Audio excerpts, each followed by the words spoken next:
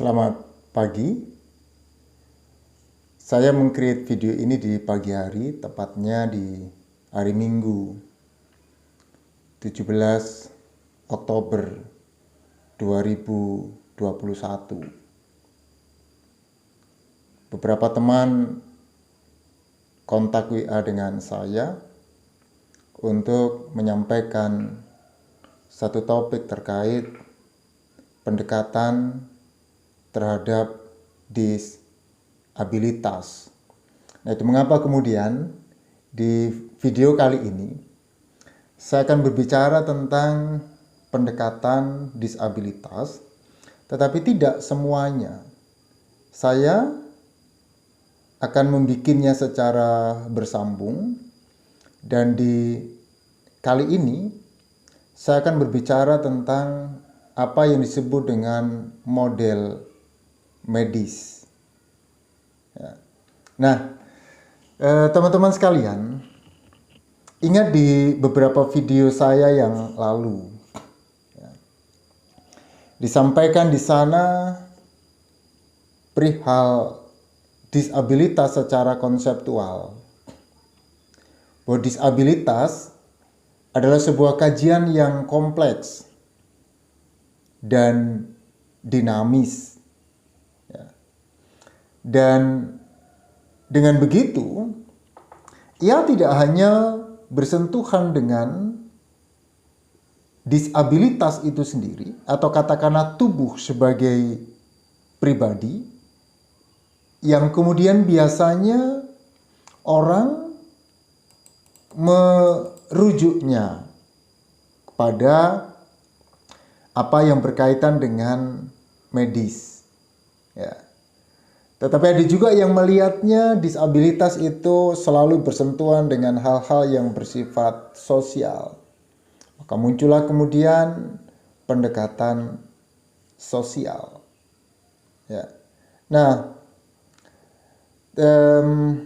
selanjutnya, bahwa kemudian tidak bisa dilepaskan bahwa selain dua model di atas atau pendekatan di atas,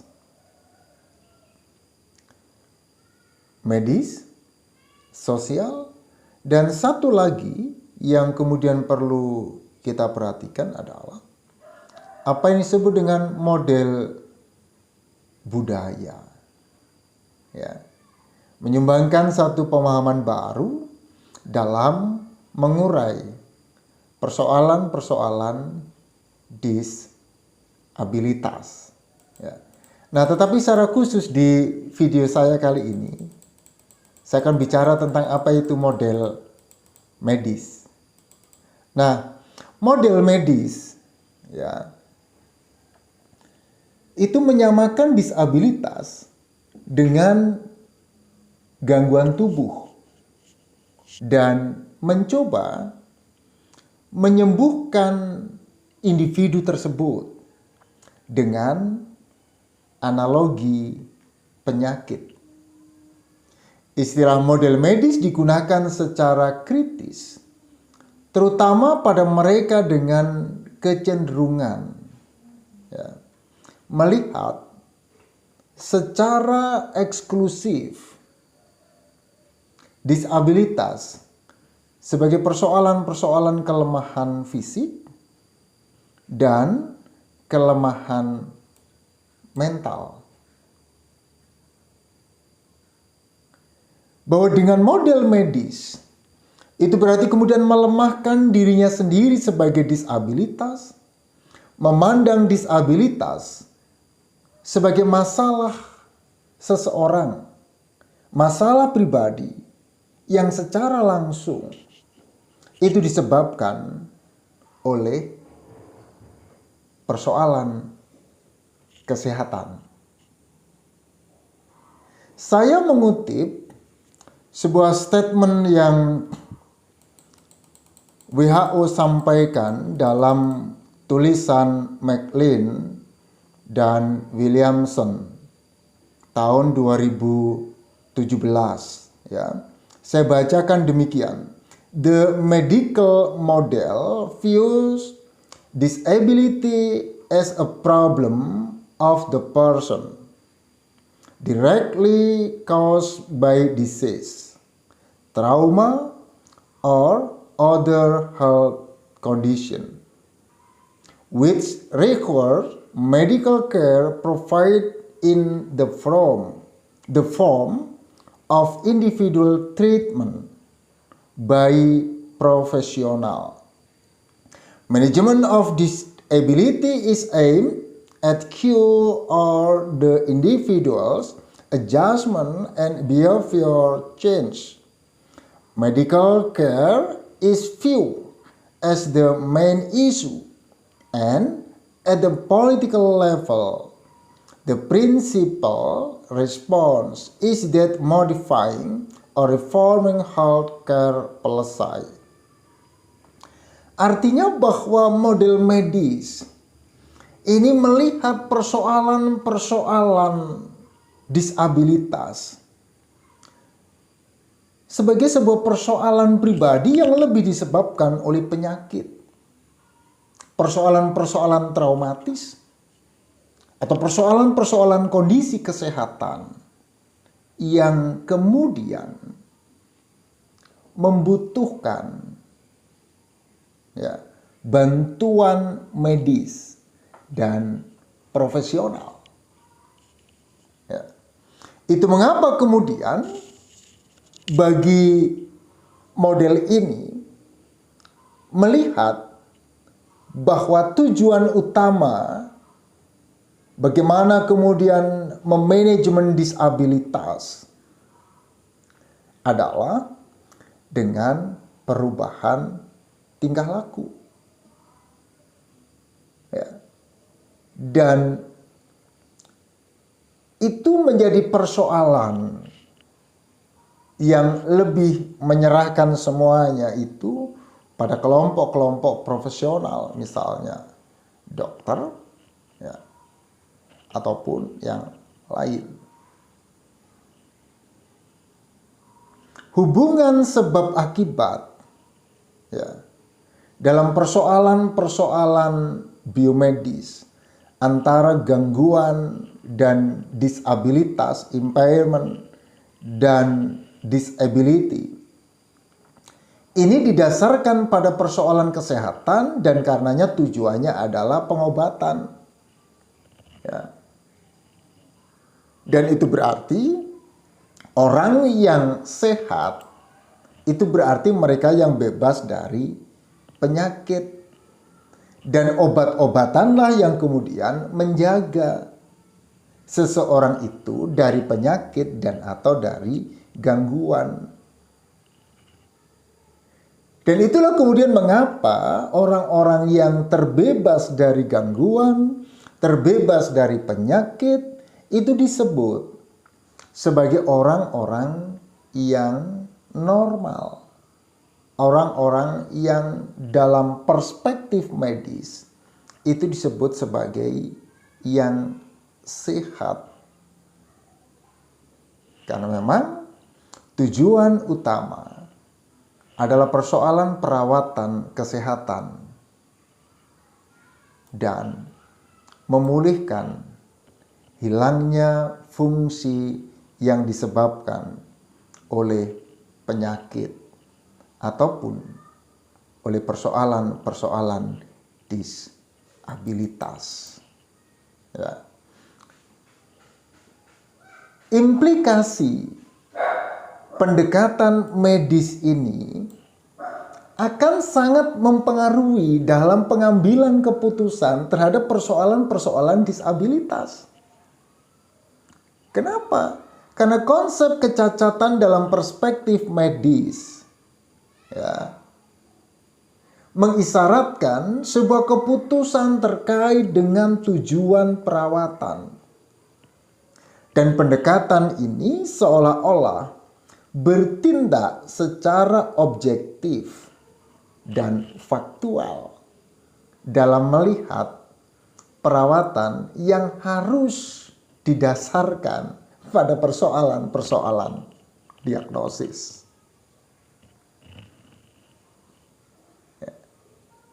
Pendekatan semacam ini sangat dipengaruhi oleh penilaian dan asumsi, entah itu memuaskan ataukah tidak. Oleh ketidakseimbangan antara kaum profesional dengan pasiennya. Ya. Rebecca Raphael ia menyampaikan bahwa implikasi model medis yang menyejajarkan disabilitas dengan penyakit individu, paling tidak yang pertama, ia menempatkan disabilitas terutama sebagai persoalan pribadi pada tubuh individu itu sendiri. Dan secara praktis, model ini memperlakukan orang dengan disabilitas sebagai orang yang membutuhkan kesembuhan sebagaimana orang sakit. Sama seperti orang sakit yang diisolasi di institusi khusus, dijalankan oleh otoritas medis, penyandang disabilitas pun diisolasi di lembaga-lembaga khusus oleh otoritas profesional. Ada yang mengatakan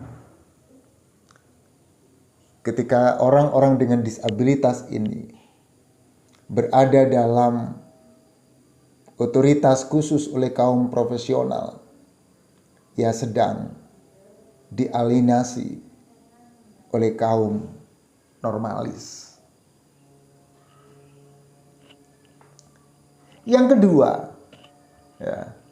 bahwa model medis ini mengaburkan peran penting yang dimainkan oleh praktik sosial yang kemudian ini meneguhkan konsekuensi dari keberadaan disabilitas itu sendiri.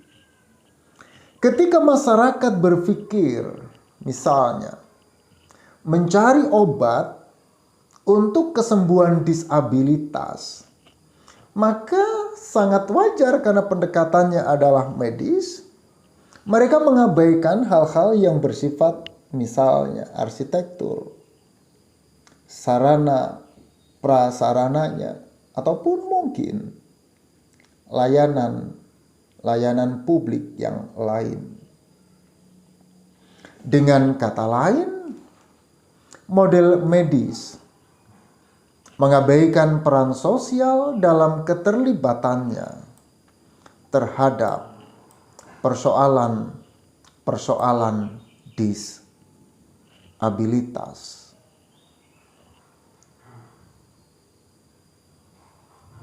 Banyak orang mengkritik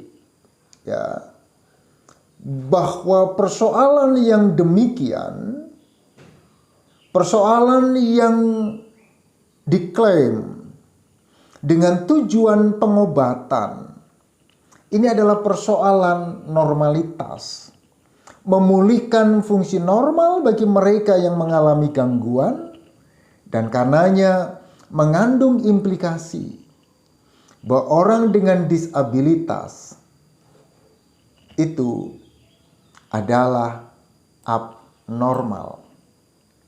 Artinya, konstruksi normal, abnormal adalah fitur bawaan dari model medis ini, di mana disabilitas dianggap sebagai penyimpangan yang perlu dihapus, diperbaiki, ataupun kemudian disembunyikan. Implikasi dari dikotomi normal abnormal dalam disparitas ini, orang-orang berbadan sehat sebagai yang normal, sebagai yang baik, sebagai yang bersih, fit, mampu dan mandiri, sedangkan sebaliknya mereka yang abnormal berada dalam posisi buruk, haram, tidak fit, tidak mampu, bergantung kepada orang lain. Ya.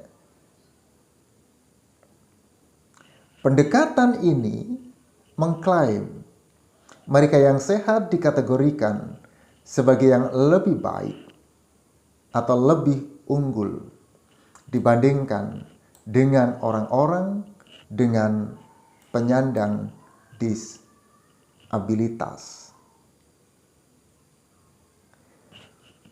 Dikotomi normal-abnormal pada model medis ini kemudian memiliki potensi distortif dan diskriminatif, sehingga berpotensi meremehkan kehidupan orang-orang dalam kondisi disabilitas.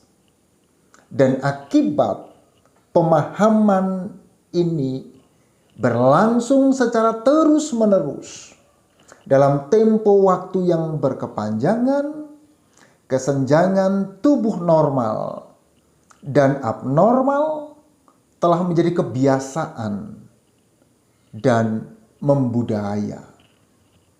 Bertubuh normal secara sosial telah tertanam dalam pikiran dan perilaku sehari-hari sebagai kondisi istimewa yang diharapkan oleh setiap makhluk. Pertanyaan mendasar terhadap dikotomi ini adalah bagaimana mengidentifikasi apa yang dianggap fungsi normal dalam kehidupan manusia yang beragam. Bahwa memang tubuh manusia memiliki fungsional yang beragam dan pasti akan sulit mengidentifikasi yang abnormal sebagai yang berkaitan dengan disabilitas.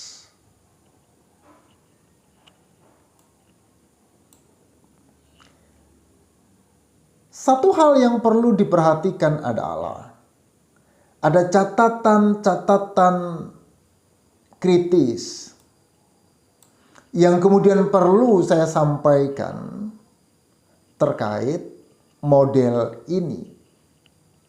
Kritik profesionalisasi, kritik medikalisasi, karena pendekatan medis ini, ya, sebagaimana yang ditekankan oleh WHO, model medis menempatkan otoritas yang besar di tangan profesional medis. Ini menggambarkan model medis memunculkan kecenderungan melihat praktik medis sebagai kelompok profesional yang powerful. Dan itu artinya apa? Dokter datang membawa aurat Tuhan yang kemudian mempunyai tanggung jawab atas kehidupan dan kematian atas orang-orang dengan disabilitas. Pengaruh dan kekuatan profesional medis memanifestasikan dirinya dengan sejumlah cara mengidentifikasi disabilitas. Misal, dalam hubungan dokter-pasien, dokter mempunyai keputusan otoritatif dan berpotensi mengabaikan kepentingan pasien. Secara historis, tidak hanya orang-orang cacat yang perawatannya ditentukan oleh otoritas dokter, tetapi semua pasien. Dari perspektif ini menunjukkan bahwa apa yang dilakukan oleh dokter lebih sebagai perwujudan aspek paternalisme. Meskipun sikap paternalistik seringkali memiliki tujuan yang baik dan dimotivasi oleh kebutuhan yang dirasakan untuk melindungi mereka yang sakit. Dalam intervensi medis, memang kita lihat ya di masa ini terdapat kemajuan yang sangat signifikan dan memandang pasien itu sebagai subjek medis yang menentukan diri sendiri dalam proses pengobatannya. Tapi pertanyaannya, apakah perubahan ini juga melibatkan pasien cacat, pasien dengan disabilitas misalnya? Sebagaimana diuraikan di atas identifikasi model medis pada fungsi manusia normal dan abnormal itu berdampak pada profesi medis, bagaimana ia memandang pasien dengan disabilitas. Model medis secara implisit menolak hak kaum disabilitas untuk terlibat dalam keputusan bagi kehidupan mereka sendiri. Ya, karenanya muncul asumsi bahwa kelemahan fisik jauh lebih baik daripada persoalan-persoalan kelemahan sosial ya, dari disabilitas ini. Orang dengan disabilitas seringkali diperdaya oleh sebuah term atas nama profesionalisasi atau profesionalisme dari persoalan disabilitas itu. Dan dewasa ini jumlah pekerja profesional dan awam dalam masyarakat industri yang bekerja di bidang disabilitas yang begitu pesat perkembangannya. Hampir setiap aspek kehidupan penyandang disabilitas memiliki mitra dalam profesi ataupun organisasi-organisasi sukarela. Dan itu berarti ada kecenderungan untuk menundukkan semua area kehidupan penyandang disabilitas berada di bawah kendali kaum profesionalitas atau kaum profesional. Profesional medis menjadi penjaga dari apa yang disebut dengan normal dan yang dilihatnya sebagai patologi. Masyarakat menyerahkan hak eksklusif kepada dokter untuk menentukan apa yang merupakan penyakit sedang atau mungkin sakit dan apa yang harus dilakukan untuk orang-orang yang menerima diagnosis itu.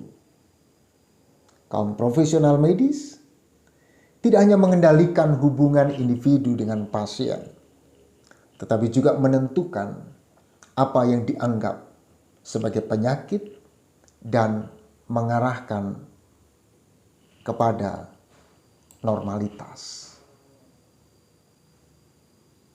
Persoalannya adalah,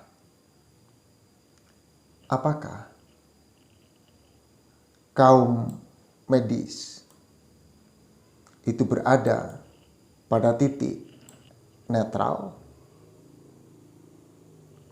Tujuan utama obat dalam model medis adalah mengembalikan fungsi normal. Untuk mencapai itu berarti mensyaratkan harus ada bebas nilai. Keputusan ini dibuat oleh tenaga medis profesional tentang apa yang dianggap sebagai fungsi normal dan kesejahteraan manusia yang disajikan sebagai pilihan objektif dan tidak memihak. Ya. Misal hal teknis yang diberikan untuk mengambil keputusan terkait pengobatan, terkait diagnosis, ataupun treatment terhadap pasien atau klien. Dan sehubungan dengan disabilitas, seorang tokoh Marx dalam bukunya yang terbit tahun 1999 mencatat bahwa dorongan profesionalisme medis membuat normal terhadap apa yang dianggap patologis dan klaim disfungsional sebagai nilai netral.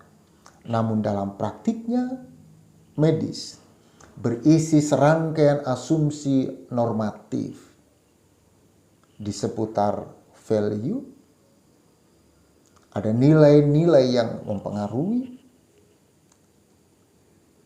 dipengaruhi pula oleh apa yang disebut dengan sesuatu yang baik, sesuatu yang beauty, ataupun fungsi-fungsi tertentu yang mempengaruhi tindakannya.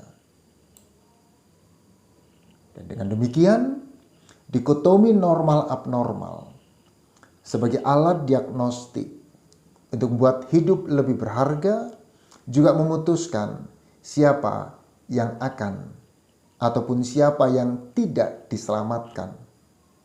Dalam satu kasus misalnya, memilihkan menyelamatkan A, mengorbankan yang B,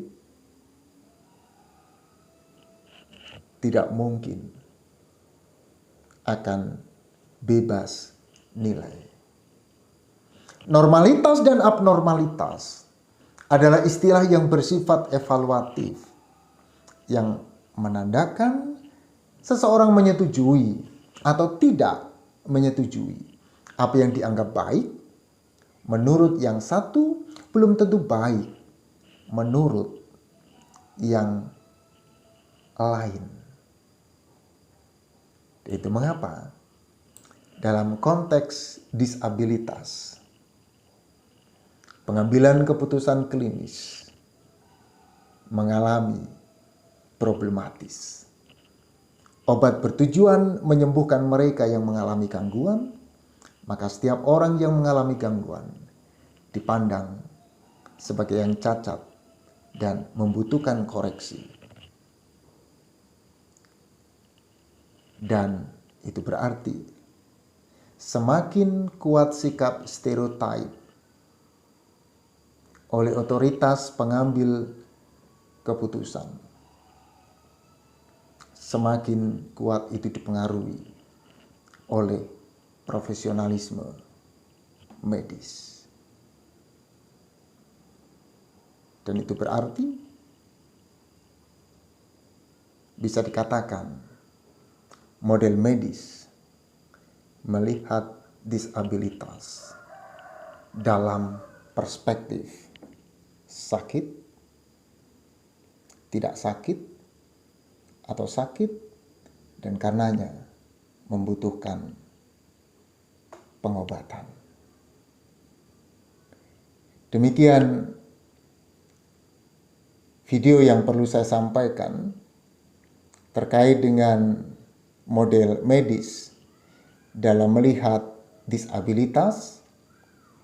Silakan menyampaikan komentar, saran, dan atau kritik terkait konten dan lain sebagainya, supaya ke depan boleh semakin baik dalam menyampaikan narasi-narasi tentang disabilitas. Sampai ketemu di video-video saya selanjutnya. Tetap menghargai orang lain apapun yang mereka alami sebagai sebuah keragaman. Sampai jumpa, Tuhan memberkati.